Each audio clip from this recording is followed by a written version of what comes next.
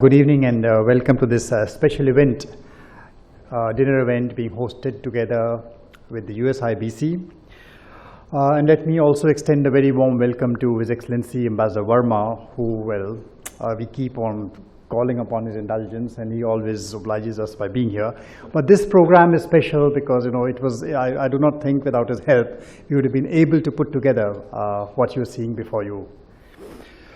A very warm welcome, of course, to Captain Sunita Williams, who in India, as you've all seen, enjoys the status of a rock star.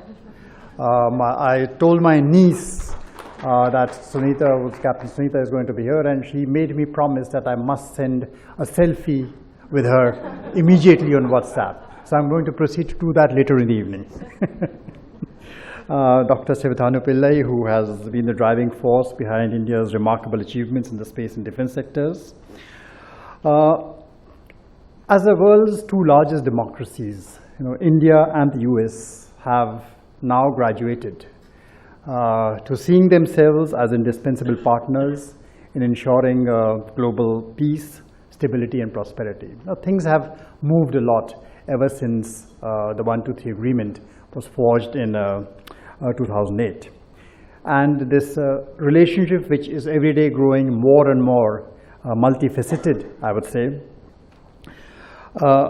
is, as we are reaching out to each other, collaborating together in various different ways, finding new ways of engagement.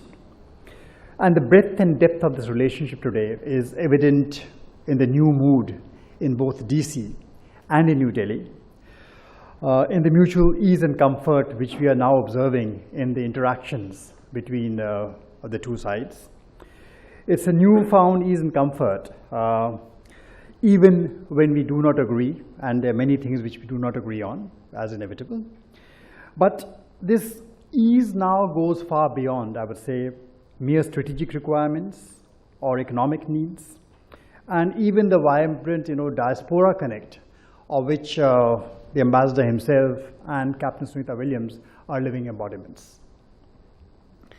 Now, this annual dialogue commemorating Kalpana Chawla is built around the central theme of space policy. But this evening in particular, we are assembled to discuss the business of space. And that is why we are so happy to have the USIBC and Nivedita here as partners for this evening. Now, India's involvement, as Nivedita has already pointed out, in outer space has been growing by leaps and bounds.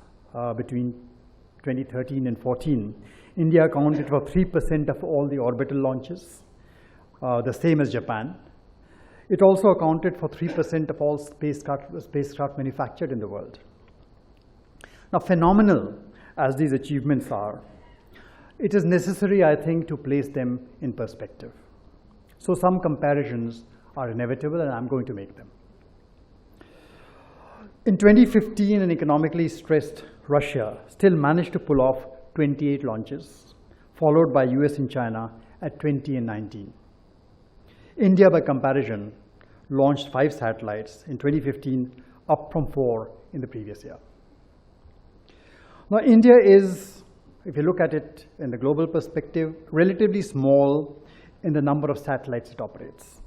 It is pertinent here that of the 1,305 satellites in operation, the US operates close to half, 549. China 142, Russia 131, and India's operational satellites stand around 25. Now, while India has been using satellite technology for several purposes, it is still in the process of building capabilities in respect of specialized gear for intelligence gathering, missile detection, reconnaissance, and technological development, and of course, outer space R&D. The annual revenues of the global space industry across manufacturing, operating, and launch services stood last year at about roughly over 200 billion. India still remains a bit player. It is getting there, but it still remains a bit player in this big market. Over the last 10 years, the satellite service sector alone has more than doubled globally. So these are all areas where India, with its indigenous space capabilities, I think is today uniquely poised to take advantage of the global demand and the expansion that is taking place in this field. And in building these capabilities, we must congratulate successive governments of India who have given the necessary support to ISRO as an organization that time and again has demonstrated its mettle, has demonstrated these capabilities. And to truly appreciate the achievements of ISRO, the comparisons I was making must also be put in perspective. NASA's space budget, last year, 2015, of almost $18 billion, is expected to grow to 19 this year. The European Space Agency has a budget of over $5.5 billion. ISRO, on the other hand, even after a budgetary increase of 2 times in the past year, still manages and scrapes through with a budget of roughly $1.2 billion. That's where it stands. Now, within these constraints, no doubt, the achievements of ISRO have indeed been phenomenal. It has today created the requisite pool of human resource and technological capability, which can now exponentially grow India's space program, competing with the global peers.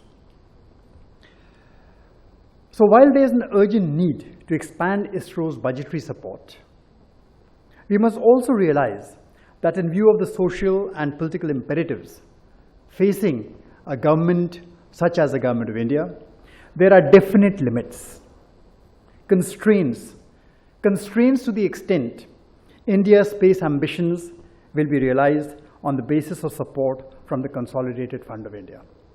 We need to move beyond that. Today, the Indian government is actively encouraging the integration of space technology and services for the realization of various initiatives. Nivedita already mentioned about them. The great Digital India initiative, which seeks to make the capabilities already developed in the field of crop mapping, metrology, resource planning, land use, make them available where they are most needed, right down to the bottom of the pyramid. And that is where satellite technology comes in. That is where information technology comes in, the marriage of the two. There's a huge market for India, even domestically, to expand the space program. Therefore, limitations imposed by fund constraints can no longer be allowed to restrict these ambitions.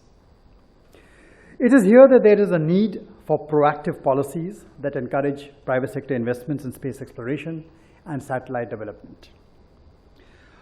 3 companies from India have successfully built satellites. Another Indian company has successfully produced spacecraft components.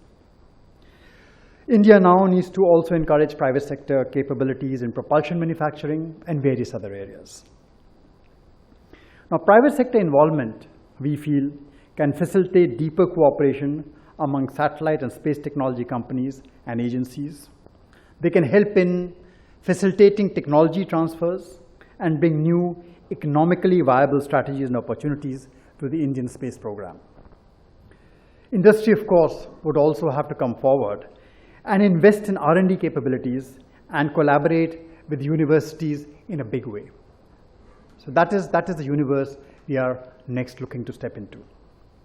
The ISRO-led Indian space program has in many ways helped to realize, to reach the potential of the private sector, and is already working towards creating a larger role for private institutions. Recent developments in involving companies to build units of the PSLV launch system are indicators of the growing penetration of the private sector in this sphere. All this now needs to be upscaled exponentially to the next level. In this context, again, it is instructive to look at our partners. The US, which holds more than 40% market share in this industry. The success has largely come from a dynamic, innovative private sector. And that is the kind of dynamism we need to unleash in India as well. The US has been actively encouraging tremendous growth in space technology. Companies like SpaceX, OneWeb, Planet Labs, a whole host of them are today poised to reshape the entire future of the space industry. even as a whole host of subsidiary ancillary units also get carried along in the tailwinds. India should now capitalize on its own capabilities by giving new space actors, I mentioned a few, Dhruva Space, Satsure, Team Indus, Earth to Orbit, and various others, to give them a policy framework in which more like them can flourish and make their success India's success. Therefore, I am again very grateful to the USIBC and extremely grateful to Ambassador Verma for being here today, joining us in conceiving and supporting this theme, and this evening's discussion that has actually surprised us by gathering such a diverse group of stakeholders. So I'll let the experts delve deeper later in the evening into the niceties of the programs we're talking about. But for the moment, I'd like to invite His Excellency, Ambassador Verma, to share his thoughts with us.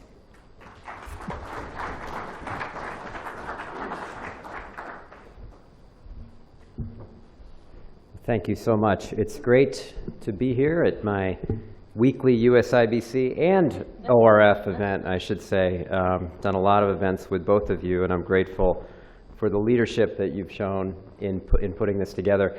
I want to just tell you how we even got here to this evening. Last summer, we were looking at all the different things that we do together with India. And when the President was here last January of 2015, we came out of that visit with some 80 different initiatives.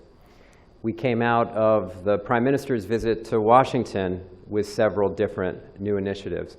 What people probably didn't appreciate is that a big chunk of what we do together is in the science and technology space, but it's specifically in our space cooperation. And I don't think enough people actually knew how much we were partnering and what the future actually held for our two countries in space. And I heard the Prime Minister talk about it, I heard the President talk about it. So we actually our team at the embassy sat together and we said, we need to highlight this cooperation because I really think this is going to be one of the big pathways of our cooperation in the future.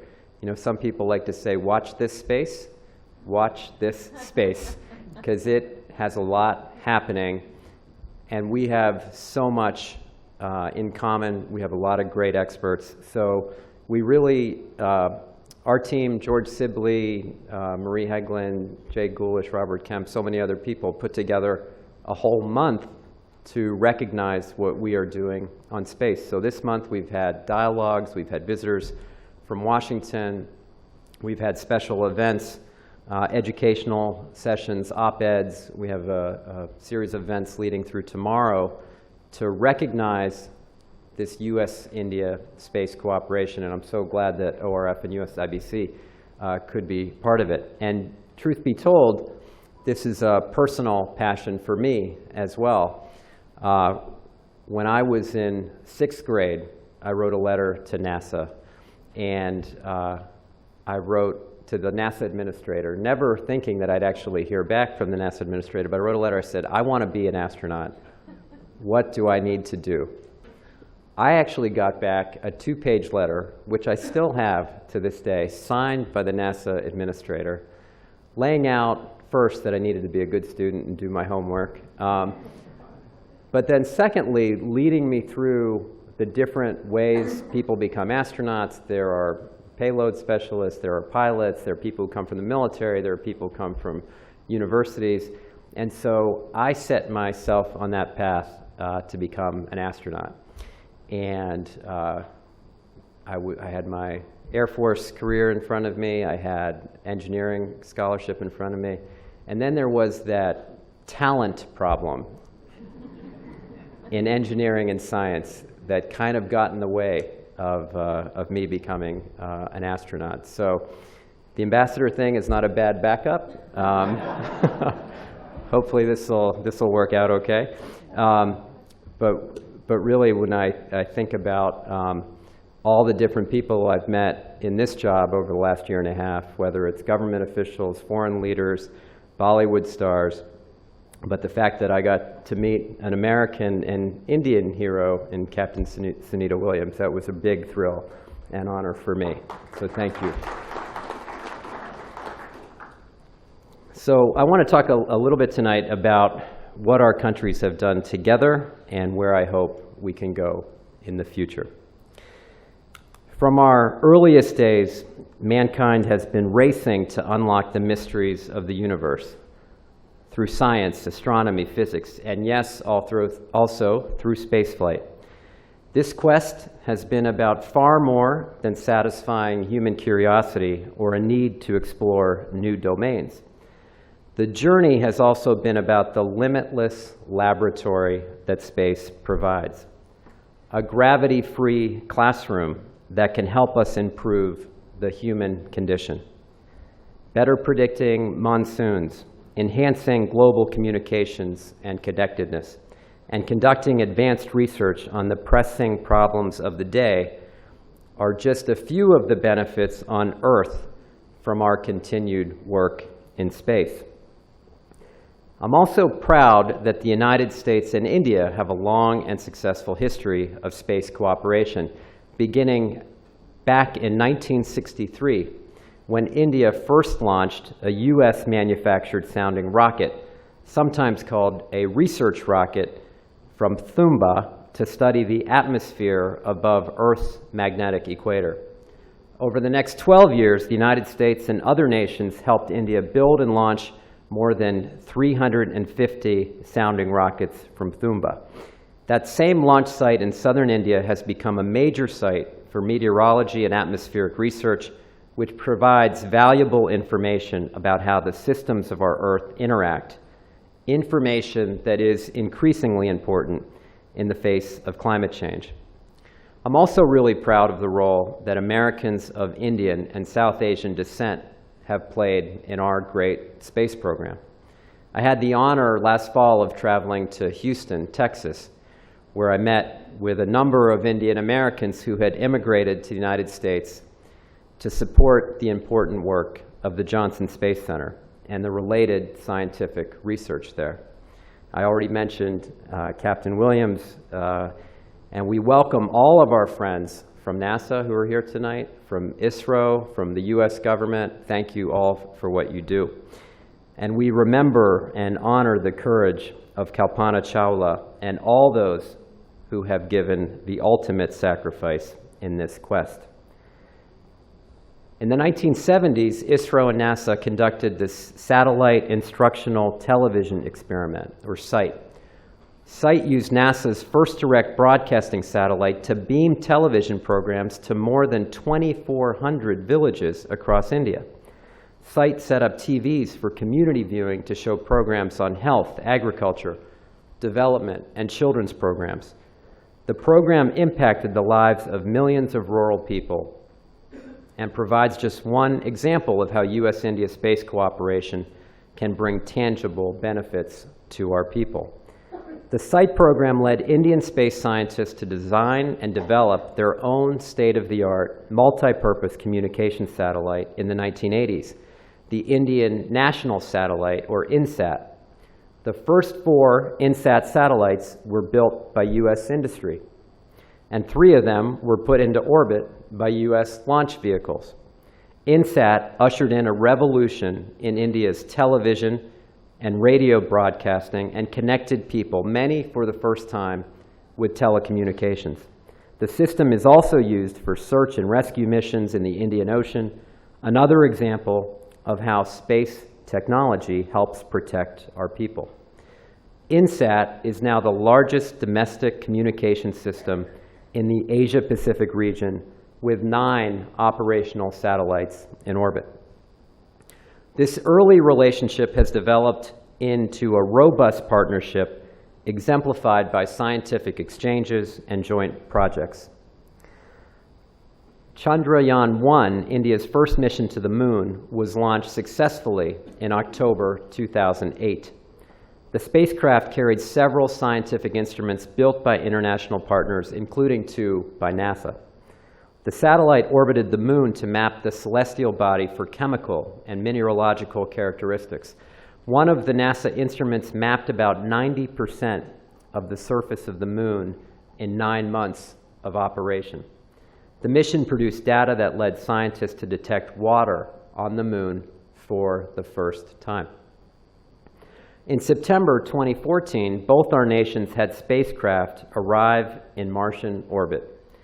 NASA's Mars Atmosphere and Volatile Evolution spacecraft, popularly known as MAVEN, arrived at Mars on September 21st and is the first spacecraft dedicated to exploring the upper atmosphere of Mars. ISRO's Mars Orbiter mission, or MOM, arrived only 2 days later and made India the first Asian nation to go to Mars. The MOM is still orbiting today and helping scientists study the Martian surface and atmosphere. NASA's Jet Propulsion Laboratory provided navigation and communication support to the MOM, showcasing yet again how our nations can work together effectively on complex challenges. Now, following this near simultaneous arrival of our spacecraft to Mars, our countries established a Mars working group to investigate further cooperation for Mars exploration. The third face-to-face meeting of this working group concluded today in Bangalore. The Mars Working Group seeks to identify and implement goals that NASA and ISRO share for Mars exploration, particularly coordinated observations and science analysis between MAVEN and MOM and NASA's other Mars craft. The working group looks to potential future joint missions to Mars. Another ongoing project, which is particularly exciting because it can provide important information about climate change, is the NASA-ISRO Synthetic Aperture Radar Project, or NISAR. Our space agencies are developing this joint satellite and plan to launch it from India's impressive geosynchronized satellite launch vehicle in 2021. The satellite will use advanced radar imaging to provide an unprecedented, detailed view of Earth. The joint mission will improve scientists' understanding of climate change and natural hazards by measuring changes on the Earth's surface, such as changes in ice sheets, land vegetation, and land motion. Both President Obama and Prime Minister Modi recognize that global climate change is a profound threat to humanity. I believe it's critically important to utilize all of our strengths to fight this threat. That's why we are so proud that we are using space technology and the NISAR project to do so. Obviously, there are significant scientific benefits to that, but if you just think about what I just said and what's in store, NASA is going to take one of its most sophisticated systems, put it on an Indian launch vehicle, and put it into space. For those of you who have been following this area for many years, just think back to a few years ago as to whether such cooperation and such collaboration would have been possible. In September 2015, for the first time, India launched a US satellite. Well, actually, they launched 4 at one time. The satellites belong to a US company, and India launched them from its trusted workhorse, the Polar Satellite Launch Vehicle, which has launched satellites for 20 different countries. Other US companies have sought launches on India's PSLV, including a Google satellite scheduled for launch in April. And likewise, many US companies continue to provide ISRO with satellite technology and components, and Raytheon is playing an important role in India's Gaggan navigation system. Now, satellite navigation is an indispensable technology that we rely on each day. The cell phones in our pockets use the technology to help us navigate, make phone calls, and send international fund transfers.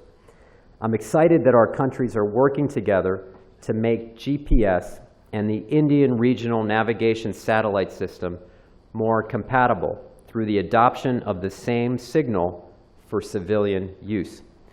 This creates the potential for us to harness satellite navigation data for more benefits to our society. The data could be used to help trains avoid collisions, assist fishermen to stay in appropriate areas, or provide valuable data to initiatives such as Digital India and even smart cities. The The US and India also have a deep cooperative relationship in weather systems and applications, which rely heavily on space technologies. Our weather agencies maintain a long-standing data sharing agreement, and India continues to enhance a weather forecasting model developed by the United States government. India also provides data, technical assistance, and financial support to the monsoon desk at the U.S. National Weather Service. Last June, NASA released international climate model data for the Indian subcontinent to facilitate climate resilience cooperation between U.S. and Indian technical agencies. This data will fuel a partnership between the U.S. and India to help each country assess and prepare for changing climate risks at the sub-national level. What is more, this relationship goes well beyond government-to-government activity. U.S. and Indian universities and professional societies also collaborate on a wide range of science, research, and capacity building efforts. So we talked about the past, we talked about what we're doing today. What is the future? What does the future hold? And let me lay out some lofty possibilities, because I believe we can continue to push forward and do even more together. Some of our most valued technologies have origins in the space industry. Technologies like the cameras in our cell phones, water filtration, and medical scans. So we have to push forward for more collaboration in space to bring even more benefits in the future. So what do we envision? We envision a future where the United States and India work with scientists from around the world to explore the far reaches of outer space. Imagine our astronauts working together in space on a joint mission. Imagine our scientists coming together to explore this galaxy and galaxies beyond, jointly discovering the very origins of the universe. I believe these grand dreams may not be so far away. After all, just days ago, Prime Minister Modi announced that India will build a LIGO facility, and together we will explore gravitational waves, the most exciting discovery in fundamental physics in this new millennium.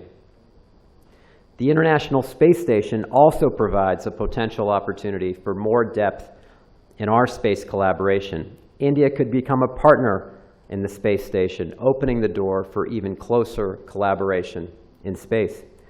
Scientists and students could send experiments to the space station, just as other partner nations in the International Space Station currently do, to study topics that range from space and physics to biology and biotechnology. In 2014, the then chairman of ISRO said that India was in discussions about conducting climate-related Earth observation experiments on the space station if it became a partner of the ISS. Earth observation from space can provide valuable information about global weather patterns, extreme weather events, and environmental changes, helping to keep our cities, our people, and our country safer. But in addition to sending experiments to space, in the coming years, Indian astronauts and American astronauts could work side by side in space to better understand the intricacies of our planet, our universe, and human interactions with them. Beyond the outer atmosphere of this planet, we can continue exploring Mars together. Our engineers could jointly develop a spacecraft to explore the atmosphere or even the surface of Mars. Our bright scientists could work together to analyze the data and learn even more about the red planet. You know, our NASA administrator likes to remind us that the first person to walk on Mars is alive today, somewhere on the Earth. What was once a dream and part of a Hollywood movie script is fast becoming a reality. And I'm confident that our work together could help secure and accelerate this reality. And why not go beyond Mars? Let's go further in our solar system. Our nations could together build a spacecraft to reach other planets or bodies in our solar system. at the US-India Civil Space Joint Working Group last September, both our nations expressed interest in working together in heliophysics, or the study of the sun. Joint projects on these celestial bodies would lead to joint discoveries about our home in space. And while the current generation of US-India space collaboration is largely government-led, as was mentioned earlier, the next wave must include leadership by private industry, academia, entrepreneurs, and the users of space-based data and services. I know of more than a few Indian space entrepreneurs seeking capital to build small satellites, provide real-time agricultural data, develop weather apps, and provide rural connectivity. There would be tremendous benefits to India if it harnesses this technology and the $300 billion space economy. So commercial space technology reinforces technology development, innovation, and entrepreneurship more broadly. US satellite operators offer broadband internet everywhere in the United States at affordable costs, and the social and economic benefits of GPS are profound. Joining our expertise and needs in these applications and in others, including supply chain management, machine-to-machine communications, precision farming, and optimized transportation, could provide a huge boost to the digital India vision. So let me wrap up and in conclusion just say that greater US-India space cooperation across multiple segments of society could inspire the next phase of Indo-American potential. It could vividly demonstrate how India and the United States working together can be of service to the world.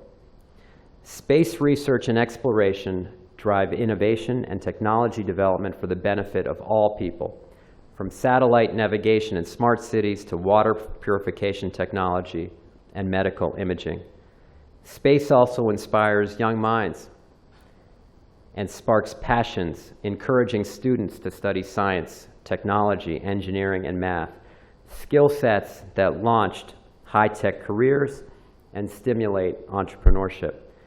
Space, as part of the global commons, is a precious frontier that will allow for the continued advancement of mankind. It is an area in which international cooperation is not only important, it has become a necessity. As President Obama said, what was once a global competition has long since become a global collaboration.